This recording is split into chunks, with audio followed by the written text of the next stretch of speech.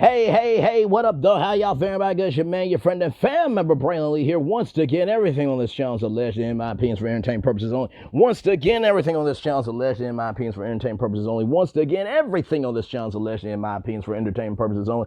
It's 9 on 1. You saw the thumbnail. You know why you're here. Once again, everything on this channel is alleged, in my opinion, for entertainment purposes only. Once again, everything on this channel is alleged, in my opinion, for entertainment purposes only. Once again, everything on this channel is alleged, in my opinion, for entertainment purposes only. So let's do what we do, y'all. We are getting to the end of this part one of Houston.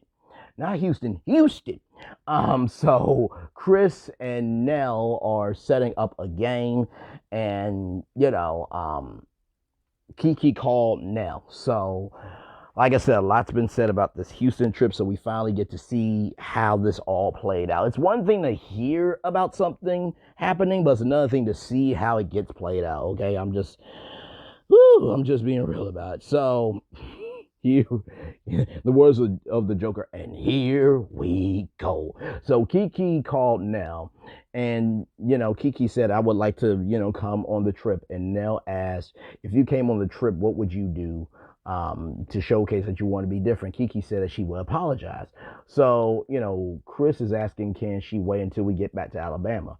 And Nell went off and said that she could come, and Chris asked, so she's here, and Nell doesn't know what it's going.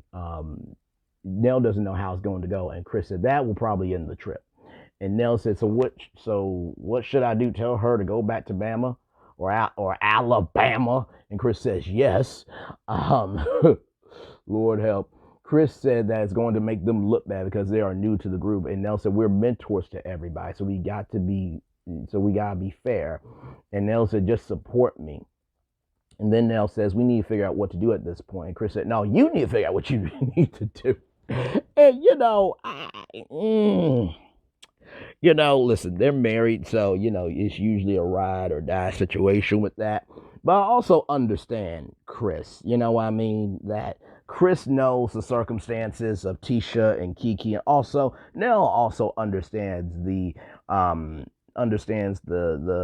environment of Tisha and Kiki. So it's just like, for peace in the valley, let people do what they need to do for themselves. Sometimes we do need to stay out of stuff, and then trust me, as I'm saying it to y'all, I am saying it to myself. You try to be peacemaker, but sometimes people do not want to be in peace. They want to be in strife, toxicity, and chaos.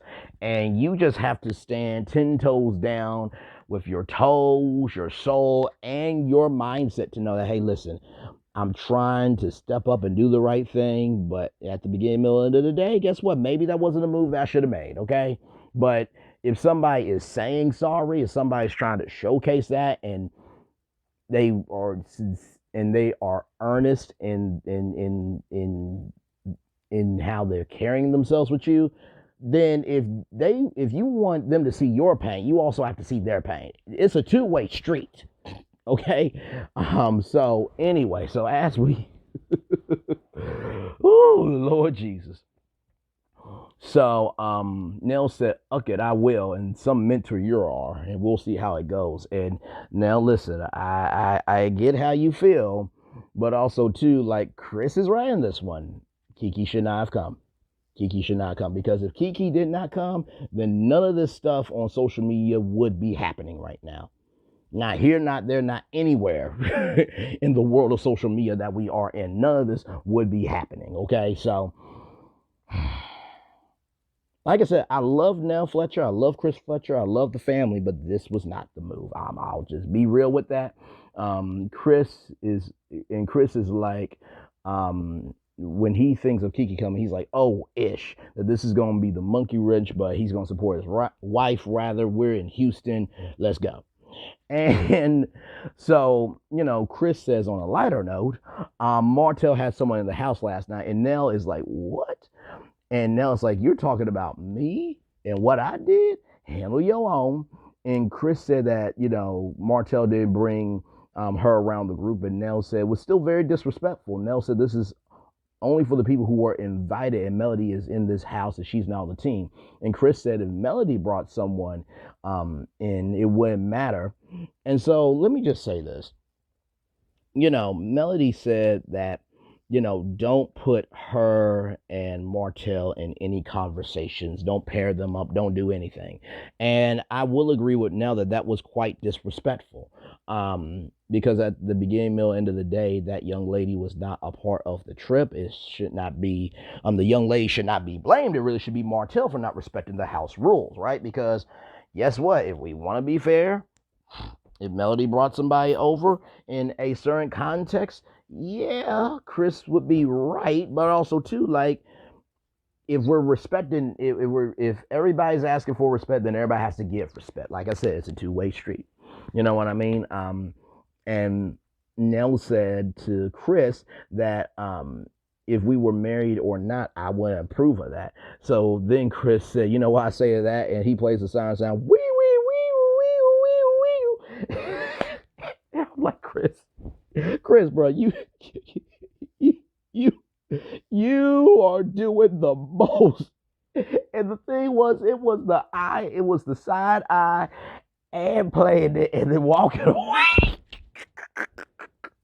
Like I can't do it. I just simply cannot do it. I simply cannot do it. I'm not gonna lie though, it was funny. It was very, very funny though. I'm not even on the front. Oh my Lord, just so damn much is going on. Just Jesus Christ, offense. All around me every day. I ask for your protection, hashtag, as I travel along the way. So Nell is disappointed in Martell for bringing someone into the house with Melody and not respecting her space. Well, guess what? I'm glad that you're disappointed in Martell, but also you also got to own up to what you did now. Like, that was not the move. Kiki should not have been on the trip. And honestly, just be like, hey, listen, what you could have said to Kiki was like, hey, listen, respectfully, I love you, I value, I appreciate you, all that good stuff, but this is not the time. This is not time. If you're going to come to Houston, go stay at a hotel. You know what I mean? I won't say nothing that you're in Houston, but, just go to a hotel. I think that would have solved all of this. I really, really do.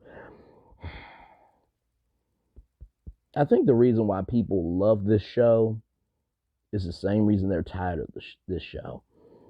They love the humanity, but they hate how real the humanity is, because after a while, it does get toxic. It does get overwhelming. It does get such a, it gets a weary disdain. You know what I mean? So, but anyway, with all that being said, we get to the preview. There's a trust fall exercise that happens, and Melody does not catch Martell. Martell said that Melody would leave and say she's going to the hotel. Melody said her behavior only changed because you were an actual social self-hole and you're still an actual social self-hole. Martell said she cheated, I cheated. Well, we all know that you cheated because you said on a reunion show on national television that that guy allowed you to have an outside child. Once again, you put out revenge P-tape on your ex-wife. And then your side chick goes off and implicates you that you did it. Like, sir, if Melody cheated, damn it, she had every right to cheat. She had every damn right to cheat. Just, dude, you did wrong. Like, do you not recognize that? Like, you tried to control her kids being around her. You wanted the passwords to her stuff. Like, you are such a actual social self-hole, dog. So no, she had every right to cheat on you. And it's like what she said. Her biggest regret is having 4 kids by a dude that never made her come. And she likes to be talked nasty to in the bedroom. Listen, when you are in a marriage, it is about compromise. It is about communication. It is about investing into each other. Like, you don't understand. The more you give to her, the more she gives to you. But no, you want to be selfish.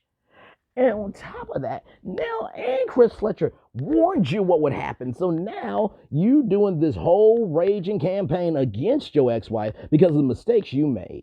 Get out my damn face. I can't. I can't. I can't. So then, Kiki arrives. I'm here. I'm here. I'm here. So Tisha feels that there should have been a conversation and that she feels blindsided. And Nell is about to cry. And it's like, I understand it.